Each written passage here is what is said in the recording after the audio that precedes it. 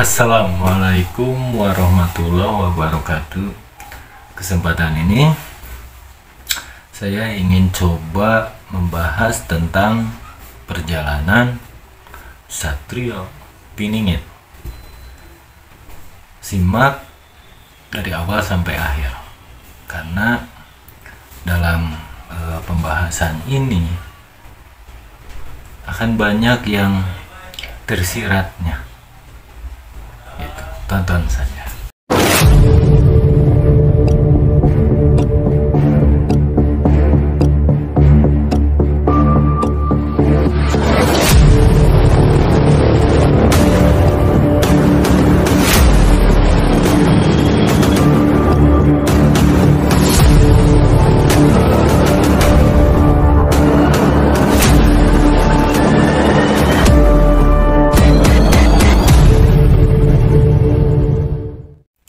Dalam perjalanan Satrio Piningit untuk kembali apa? Kembali membangun Nusantara ini menjadi mercusuar dunia. Perjalanannya seperti apa? Perjalanan Satrio Piningit dalam menjalankan tugas para kesatria ini, yaitu menjadikan senjata atau membawa senjata yang pernah saya bahas, yaitu tentang kebenaran yang tersembunyi. Nah, kebenaran yang tersembunyi ini dijadikan senjata oleh para kesatria. Seperti apa senjata tersebut, gitu kan? Nah, senjata ini akan menjadikan para kesatria matahari. Para kesatria ini akan menjadi matahari, akan menjadi penerang. Ketika jadi matahari, itu kan dalam ibaratnya membahas penerangan, apa maksudnya, menerangi lah. Yang sering dibahas nih yaitu tentang, kalau kemarin membahas Dajjal gitu kan, membahas syahadat harus gimana gitu. Nah, jadi melalui apa para kesatria ini dalam menjalankan tugas sebagai matahari, dalam bertugas para kesatria ini yaitu bermain dengan alam imajinasi orang-orang. Seperti apa alam imajinasi itu? Seperti ini, saya kasih contoh.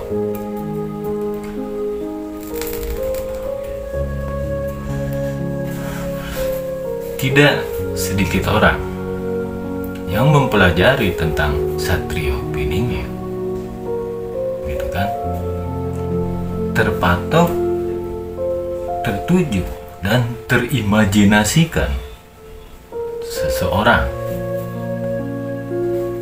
gitu. Padahal jika kita terpatok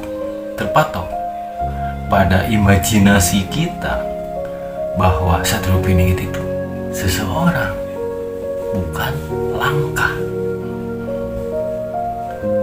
Ketika kita membayangkan seseorang yang akan membuat Nusantara ini jadi mercusuar dunia, disitulah Ifrit bekerja dalam imajinasinya.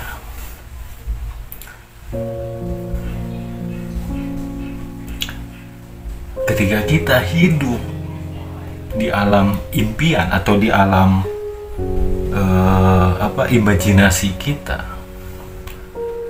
disitulah mereka akan mempermainkan rasa kita, dan imajinasi kita. Kita akan terjebak di sana.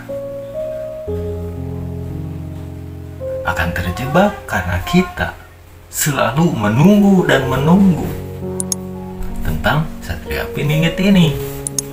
Nah, para kesatria yang saya bilang dalam menjalankan tugas, yaitu para kesatria ini kan menjadi matahari. Terbit matahari, maka orang-orang yang sedang tidur, yang sedang bermimpi dalam imajinasinya akan terbangun melalui para kesatria yang terbit menjadi matahari. Itu kan ada dalam Uga Wangsit Siliwangi. Seperti terbangun mereka gitu, seperti sudah bermimpi gitu. Adalah dalam Uga, coba dibaca saja, saya lupa apa teksnya gitu. Nah, kesatria ini jadi matahari ini untuk membangunkan masyarakat agar terbangun dari mimpinya, karena banyak orang yang bermimpi bahkan tentang Satria Piningit ini mengikuti imajinasi mereka, padahal imajinasi itu hanya sekedar gambaran yang ibaratnya apa bedanya imajinasi itu dengan ayat yang kita baca. Kalau Muslim, apa bedanya? Coba kita baca ayat. Kalau tidak bahasa Arab seperti saya, baca ada Latinnya sekarang. Nah, di situ kan seperti menggambarkan. Mulailah kita mengimajinasikan apa yang diceritakan dalam ayat tersebut. Kan seperti itu. Nah, dari gambaran ini yang harus kita pelajari. Makanya ketika kita belajar atau ingin mengenal Yang Maha Kuasa, kita harus masuk ke dalam lautannya, menyelam lautan ilmu Yang Maha Kuasa agar bisa menyelam nih lebih dalam gitu. Nah, di situ imajinasi kita akan bermain. Kalau kita terjebak di imajinasi kita, ibrit yang ada di sana nantinya yang akan bermain. Hati-hati ketika kita bermain dengan imajinasi kita sendiri, karena itu celah mereka bisa menguasai kita.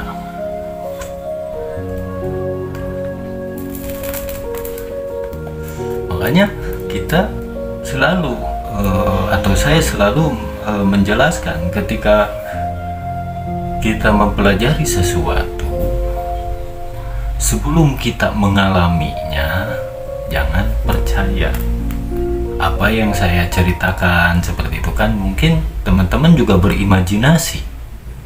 Nah, jangan dulu percaya kalau teman-teman belum mengalaminya, karena yang disebut kalau teman-teman mengalami, nah itu yang namanya syahadat.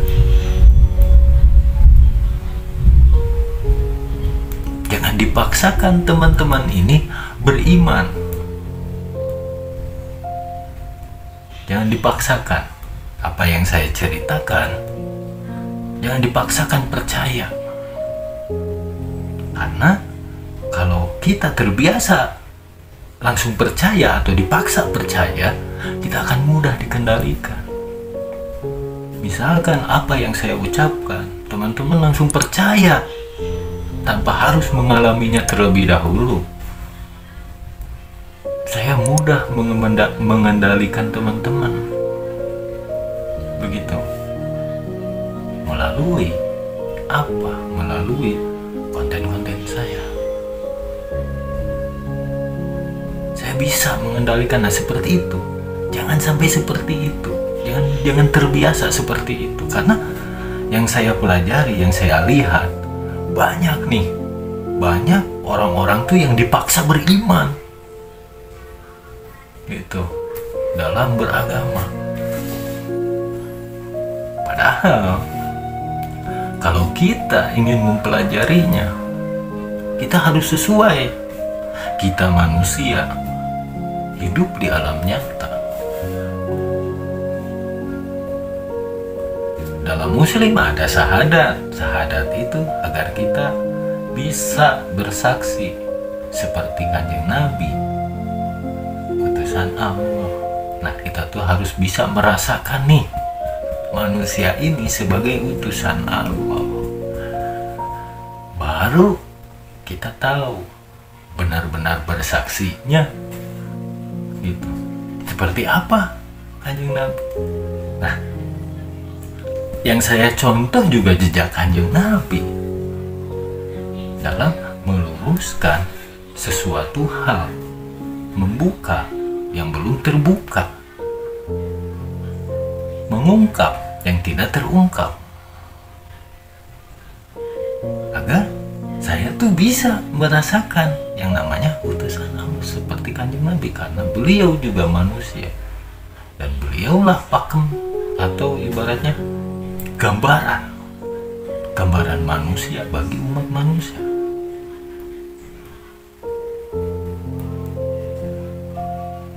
Itu kalau Muslim. Nah, dalam Satrio Piningit menjadi matahari ini, kita harus benar-benar merasakan apa? Merasakan yang namanya tadi saya bilang syahadat itu. Agar apa? Agar kita bisa menerangkan sesuatu sesuai pengalaman yang kita alami. Karena tidak sedikit orang imajinasinya sama, pengalamannya berbeda.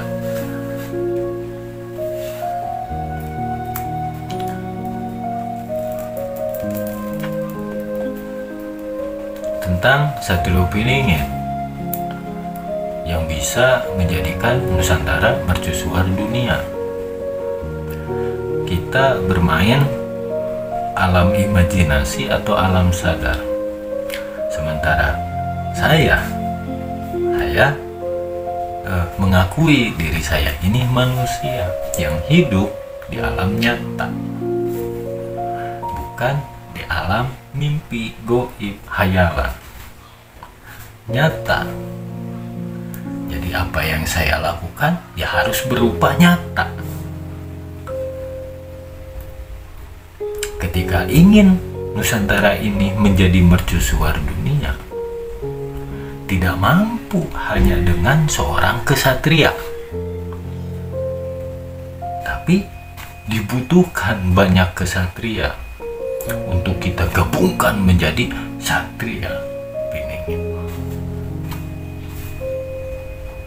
menjadi matahari yang satu yang bisa menerangi seluruhnya, bukan lampu-lampu jalanan.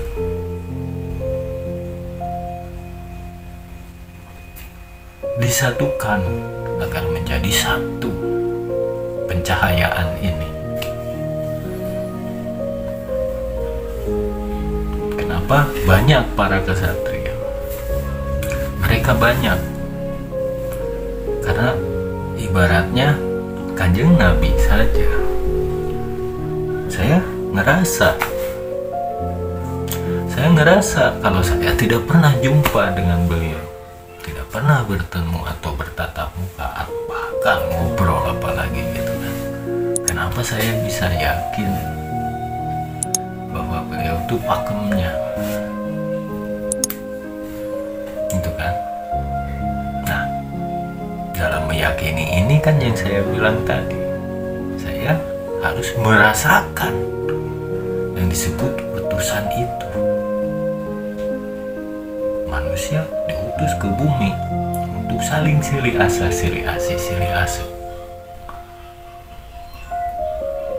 Harus memiliki kesabaran yang dicontohkan Kanjeng Nabi, diceritakan dalam inti Sari Al-Fatihah. Nah, Saya ingin merasakan kesabaran itu seperti apa, kepasrahan itu seperti apa, ikhlas itu seperti apa. Nah, kita harus menjalankannya dalam kehidupan ini.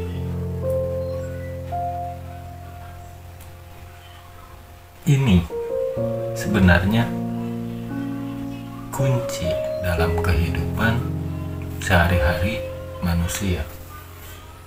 Sebab kenapa banyak bencana seperti itu kan? Nah, saya pernah menjelaskan bencana ini, bencana itu kan karena manusianya. Seperti contoh di Kanjuruhan, itu kan karena ulah manusianya.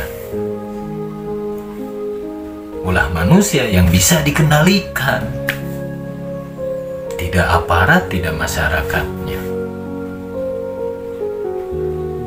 Kalau mereka mampu mengendalikan dirinya, tidak akan terjadi yang seperti itu. Saya tidak menyalahkan mereka. Ya mungkin di tempatnya atau di mana kejadian itu terjadi, unsur bumi ini tidak menyeluruh, tidak ada keseimbangan di sana. Ada yang terlalu tinggi dan ada yang terlalu rendah. Sementara kita harus seimbang kehidupan kita. Nah, kejadian-kejadian seperti itu bukan karena kehendak yang maha kuasa. Itu karena kesalahan yang mereka tidak mampu menguasai dirinya.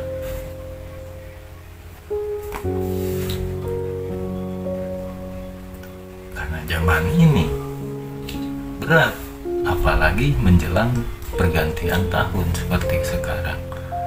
Ini masa-masa berat. Bencana akan terjadi di mana-mana. Kan saya sudah menjelaskan tuh. Awal bulan, pertengahan bulan sampai akhir bulan Oktober banyak kejadian. Nah, seperti Kanjuruhan itu di awal bulan. Terus bencana angin di mana-mana, gempa. Kan saya udah pernah bilang di konten saya. Gitu. Itu kalau kita lupa akan diri kita, lupa akan rasa syukur yang telah kita dapat. Seperti itulah kejadiannya. Allah itu membuktikan, menggambarkan melalui kejadian yang di Kanjuruhan. Itu bentuk gambaran orang-orang yang tidak bisa mengendalikan dirinya. Seperti itu. Contoh. Nah, akan terjadi yang lebih besar jika kita masih tidak bisa menguasai diri kita masing-masing. Akan terjadi yang lebih besar. Gitu. Itu hanya bagian kecil, sudah memakan korban ratusan, apalagi kejadian yang besar.